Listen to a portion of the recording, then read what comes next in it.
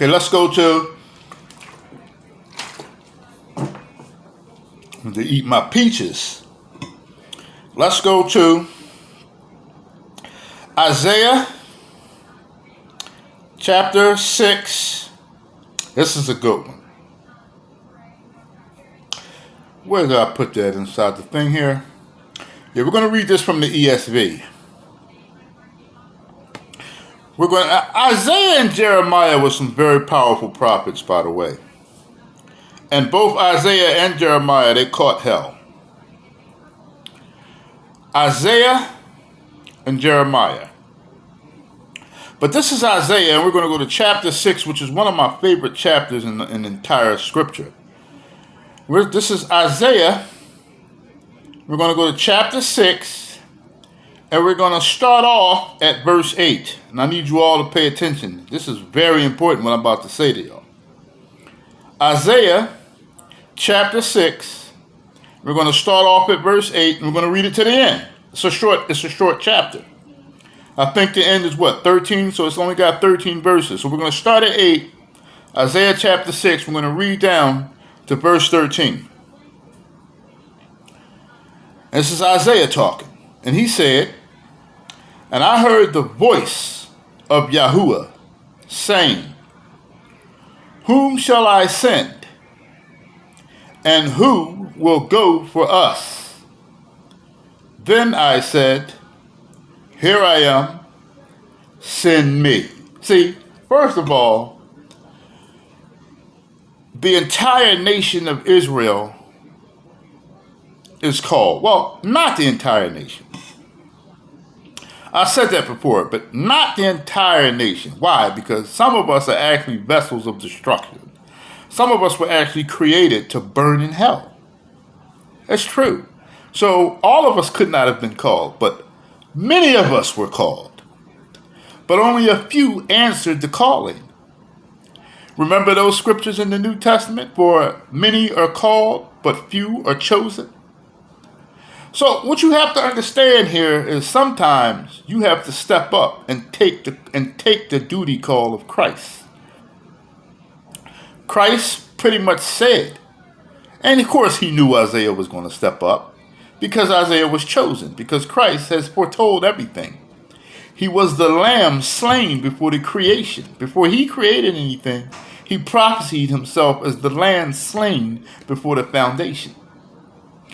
So basically, Isaiah says, "And I heard the voice of Yahuwah saying, Whom shall I send? Whom will go for us? Then Isaiah said, Here I am, send me." So see, that's how it starts. You have to be brave enough to answer the call. Okay?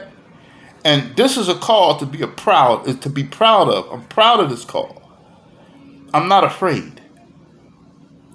Now it's going to say, and then in verse 9, Isaiah chapter 6, and we're going to go to verse 9, and it's going to say, "And he said, Go and say to his people, keep on hearing. Go and say to this people." This people. Who is this people? Black people.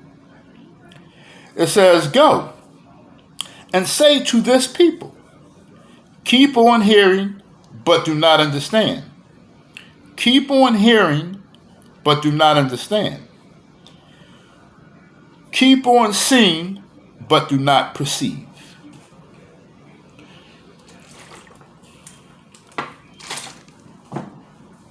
I want y'all to understand something right here. I need y'all to listen very carefully. This scripture that I'm about to, when I get down to 13, this is going to be one of the most powerful things you've ever heard. Listen. Because I dissect the scriptures like not too many people do. I make you look at it from a different angle. Because the scriptures you have to take yourself inside of the scriptures sometimes. You just can't read them dull, like blah, blah, blah, blah. No, the scriptures are deep. And sometimes, and they're alive, they're living. And sometimes you gotta get inside of the scriptures and kind of, as if you were right, like how if you were, went back in time and we was able to see these things manifest, these prophets and what they went through and all of these things. So He told Isaiah to say, he said, and Yahuwah said, go and say to black people, all black people, not just the American so-called Negro, but to all the 12 tribes, all the other 12 tribes as well. Okay? And once again, now, there's a difference between everlasting life and, well, we don't want to get everlasting life confused with salvation.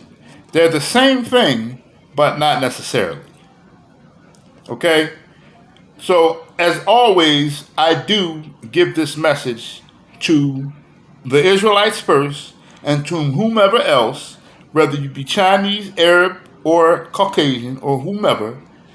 If you want to listen and gain some understanding, please, I welcome you. But first, thus saith the scriptures, I must talk to my people first. That's just the name of the game. Okay? Doesn't mean that I dislike or I hate anyone outside of being an Israelite. Some of you are good people, and you mean well, and you don't hate black people.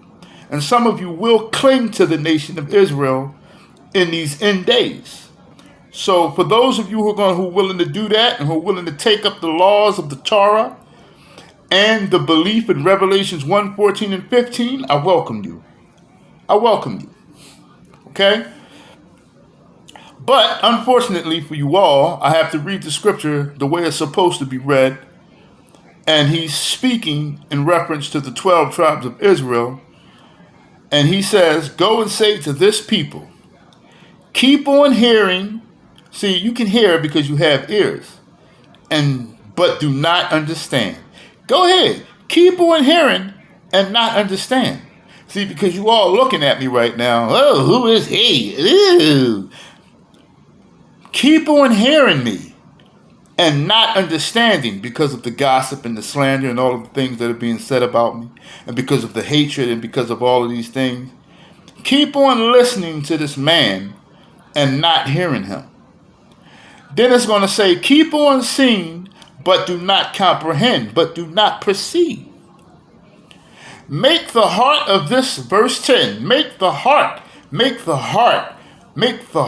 of this people dull. So now, we need to understand something. Because a lot of people, well, I'm not going to say a lot of people. The word heart in the New Testament, to some degree, is translated, I'm not going to say translated, is referring to the mind, your mind. But we need to understand something about your mind. Your mind and your belly is connected. Now, I know this may be a high matter. This certainly isn't the peaches that I'm eating. This is steak, and I'm not going to go too much into this. But heart does not just mean your brains. It's your mind, meaning your soul. Because your mind and your belly together is your soul. See, this is how Christ communicates with his disciples, via psyche, the soul. So your mind, this is your mind. Your mind, this in its entirety is your mind. Your mind is your soul.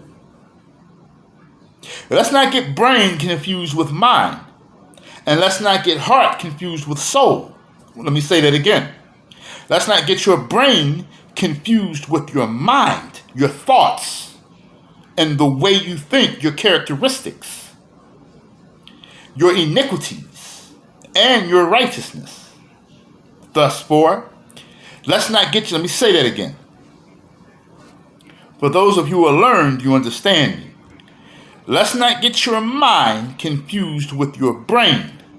And let's not get your heart that pumps in your chest confused with your belly. Okay? Now, if you don't understand, that's fine. You don't need to understand that right now. Not necessarily. He said, make the mind of this people dull, and their ears heavy, and blind their eyes, lest they see with their eyes and hear with their ears, and understand with their hearts. See, there you go right there. And understand with their soul and turn and be healed. Okay? Now, I'm not going to keep repeating that verse. Okay? So, if you're novice, I need you to just catch it right about now, because if you're not just paying attention to my awful looks and you're really listening to what I'm saying, then at this point you should kind of start grasping things now and start to understand the scriptures and understand them. Okay? Okay? So I'm a kind guy, right? So I'm going to go ahead and I'm going to read it one more time, right? And it says, make the heart of this people dull, and their ears heavy, and blind their eyes, lest they see with their eyes, and hear with their ears, and understand with their souls, and turn and be healed. Okay? Turn and be healed. Okay? Verse 11, listen, because this is going to hit home. Okay? For those who are learned especially. Isaiah chapter 6, verse 11, and it reads, then I said, how long? This is now, and so that's what Yah told him, and now this is Isaiah responding. He said, but how long, Yahuwah? So in other words, how long will you Negroes not understand what I'm saying to you all? How long will you reject my words? Because now I know I'm just a man. I'm just a piece of flesh. I'm nobody. I ain't shit. I understand that. I'm flesh and bones and blood. Right? I understand that. But the problem with you Negroes is the same problem that you had with Michael Jordan, Muhammad Ali, and people that spoke in the past. The same problem you're going to have with the prophets, or shall I say with the apostles today. See, nobody gets credit when they're alive because of hatred. Right? So, it's going to say, then he says, so Isaiah says, well, how long will these Negroes not comprehend? How long, Yahuwah, will these Negroes or this people not understand? Listen. And then Yahuwah is going to respond to him. Christ is going to respond to Isaiah, and he's going to say, how long? Until the cities lie waste without inhabitant, and houses without people, and the land is a desolate waste. Now, many of you say, but that's the Old Testament, dog. That's not their cycles, ages, dispensations. Each dispensation, each cycle, each age, at the end of each one is an apocalypse. And we are in the last age, the last dispensation, the last cycle. And better believe it's going to be an apocalypse. See, so this is why you can relate the Old Testament to now. Because it's always been a cycle over and over and over and over and over and over and over again, because you Negroes don't listen. You dull of hearing. And because you do this, you don't understand and you don't comprehend and you don't perceive. This is all foolishness to some of you. But yet you just tune in just to hear me, just to watch me, not hear me talk, to watch me talk. You make me sick. Now, it's going to say, goddamn, what you call them things that flew in here? Anyway, so how long? Until the city, because you Negroes are still not going to get it, and many of you are not going to get it until Jacob's trouble, until the trouble of the Israelites, the trouble of black people come full effect, and you start to see everything, because everything is unraveling now. It's coming. I'm telling you all that right now. Yet you're still concerned about the slander and the gossip of this Malak?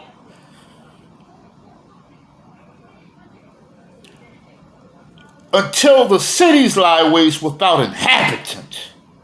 Let's move on. Let's move down to verse 12. And Yahuwah removes people far away. He's still answering this question. Until when? And Yahuwah removes people far away. They're going to be even scattered. And the forsaken and the forsaken places are many in the midst of the land. Now here's the biggest verse of the chapter. One of the biggest verses. Some of the earlier verses, chapters 2, 3, and 4, were pretty big. But that's not relevant to this message. Isaiah chapter 6, 13, the last verse, and it says, and though a tenth remain in it, a tenth of who? So there's only going to be, see, that's why I keep telling y'all, right? That 1/3 doctrine is a little trickier than you all think it is. Now, I've come to the conclusion that it is referring to the Israelites and not referring to the whole planet. I've come to that conclusion through study and research. But I have reason to believe that the 1/3, that the 2/3 have been dying since the crucifixion of Christ, the persecution of Yahushua HaMashiach. But let's not get into that right now. Because right here it's going to say, and though a tenth remain in it, now it's talking about the Israelites. Only a tenth. This is not concerning the 2/3 doctrine. And it will be burned again, and like a terebinth or an oak whose stump. Now I use the ESV because it gave me a better understanding, and it should give you all a slightly better understanding as well. So, in other words, and whose stump remains when it is felled, and the holy seed is its stump. That's talking about the remnant. Okay? That's talking about the remnant. And it's saying here, this remnant, they're going to go through so much. See, the remnant is not somebody who just talks and never wants to get into anything. The remnant is about they change. And you got to understand something, right? It says here, whose stump remains. So, after it is felt. So, that word substance, in the KJV, the word is substance. And it means to remain, a pillar. What's left after the smoke is clear, right? Matter of fact, I wanted to finish it right here.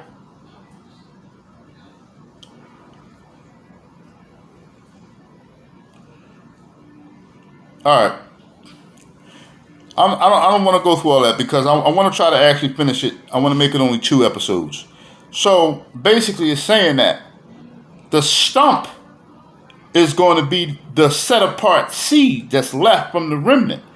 Meaning each tree, each person, okay, of the remnant, that stump is going to be his glory. That's what's, he's going to be the gold. That's the gold of him after he shines through everything. Okay? The remnant has to be broken down. They're going to be righteous because of what they went through. The only people who are really, literally not going to die, because even the congregation that gets, you want to call raptured, but it's even the catching away of the congregation. They go eat at the marriage supper of the Lamb, but they still will come back. That's why it says is it Isaiah 63? When it says, who is this coming from Basra? Out of Edom? Well, Christ, the first thing that he does when he returns is he goes straight to Basra. He goes straight to Edom, and he slaughters Now, Edom, I keep telling you that again. That's very tricky, and I have reason to believe, and I'm not setting this in stone right now. There is, I don't know. Edom has mixed himself with all the nationalities. Okay, and I have very well reason to believe that Edom is an evil spirit. Now, at this point in time, he's a spirit. Okay, now that's not set in stone, so you don't got to say, well, he said it's a spirit. But I tell you, I get to all of that sometime down the line. But that's not up for debate right now. That's not my debate. But he says, well, who is this coming from Basra? And then when the scripture in Isaiah 63, and then when there's one scripture that says, and of the people, I looked around and there were none with me. He's talking about the 10,000 saints that returned with him.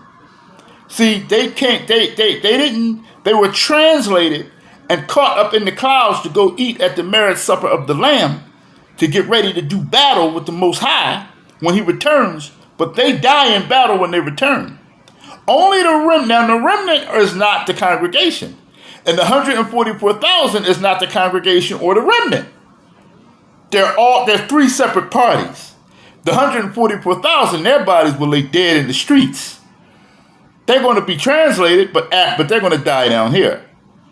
The remnant is the only party that literally won't die.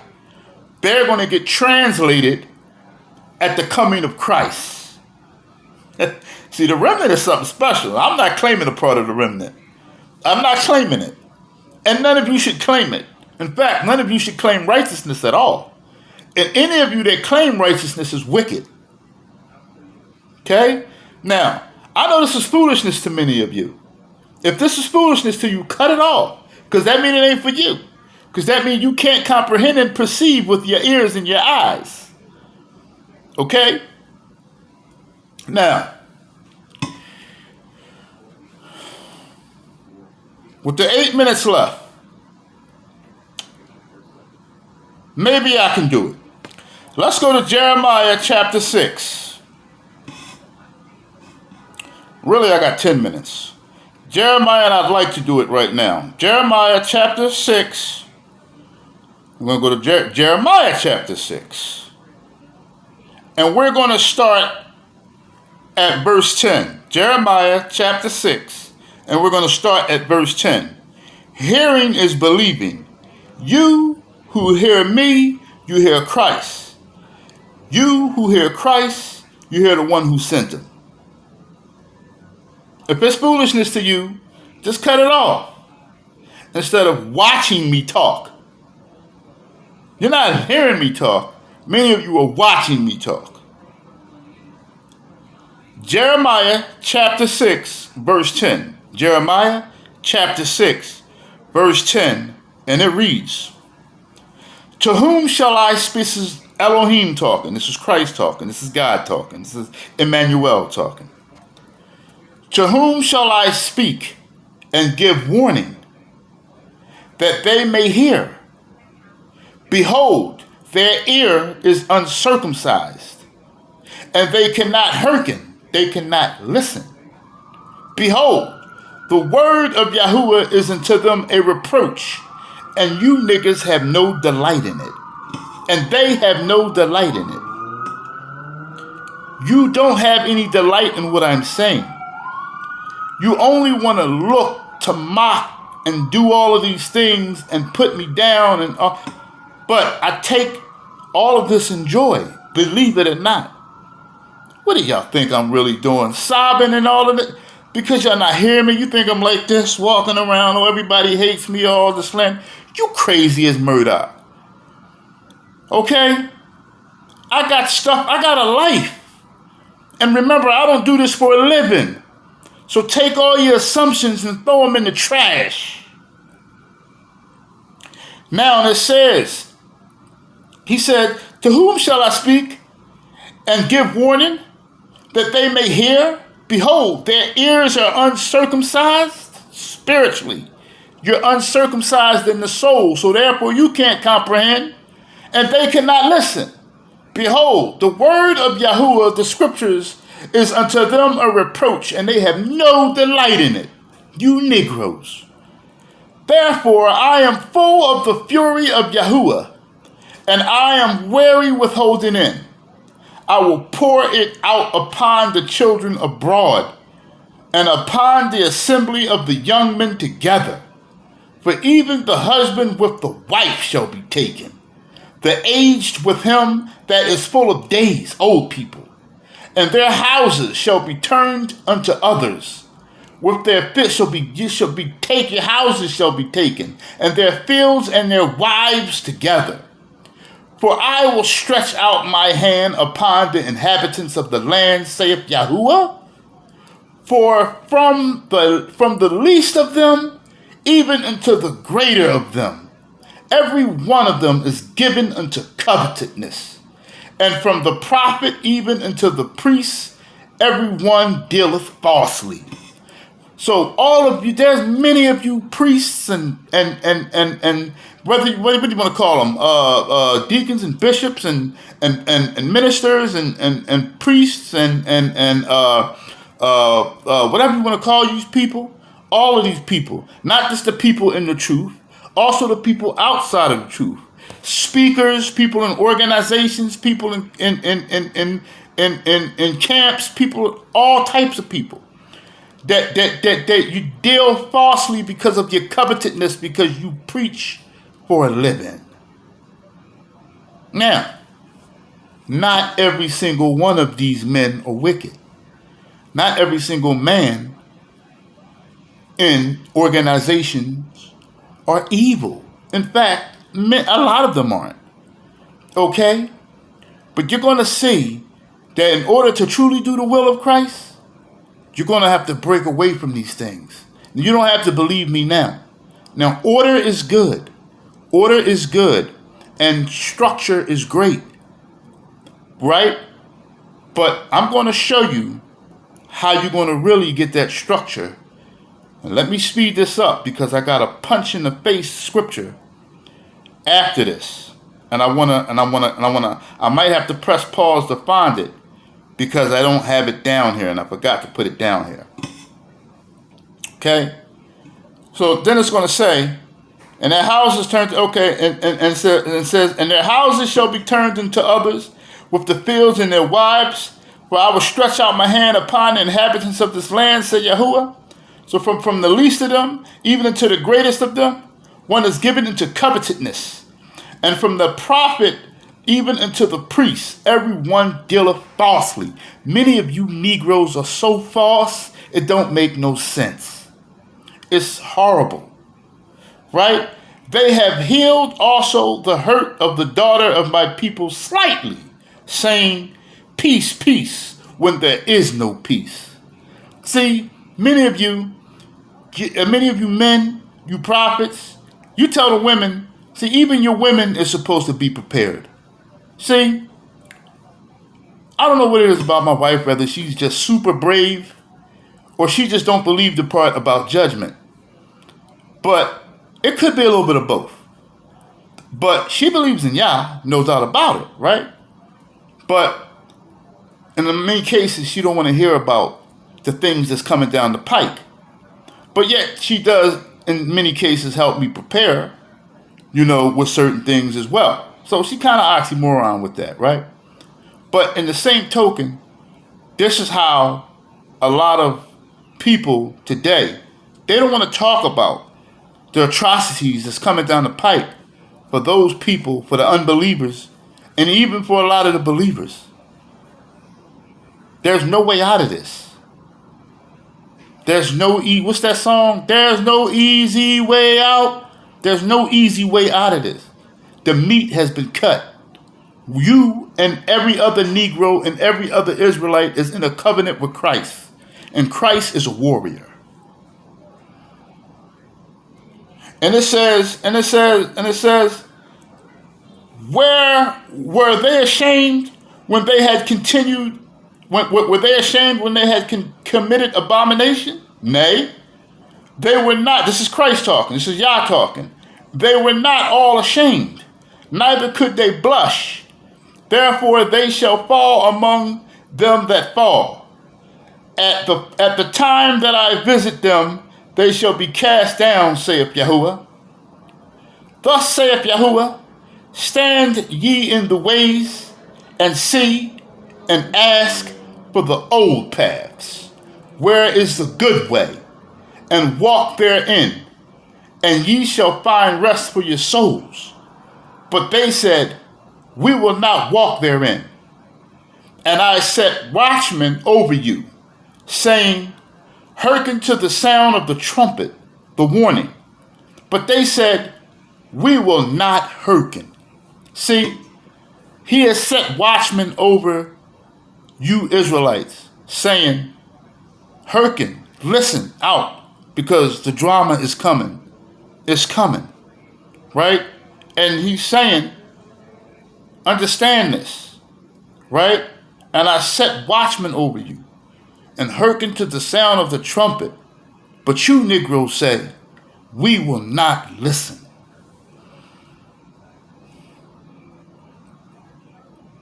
You won't listen. You won't hear. But hold up. So I wanted to find a scripture. So I got to read it quick because my time is running out. So many of you want to know what type of unity is the only unity that's going to bond, right? Ephesians chapter 4, 13 through 15. Ephesians chapter 4, 13 through 15. And it reads, till we all come into the unity of the faith and of the knowledge of the Son of God, unto a perfect man, unto the measure of the stature of the fullness of Christ, that we henceforth no more be no more children tossed to and fro, and carried about with every wind doctrine, religion, by the sleight of men, and cunning craftiness, whereby they lie in wait to deceive, but speaking the truth in love, may grow up unto him in all things, which is the head, even Christ. We could only come into unity into Christ. But you got to understand something. That unity, ain't going to be no money behind that unity. Okay? It's got to come from the muscle. It's got to come from sincerity. Shalom.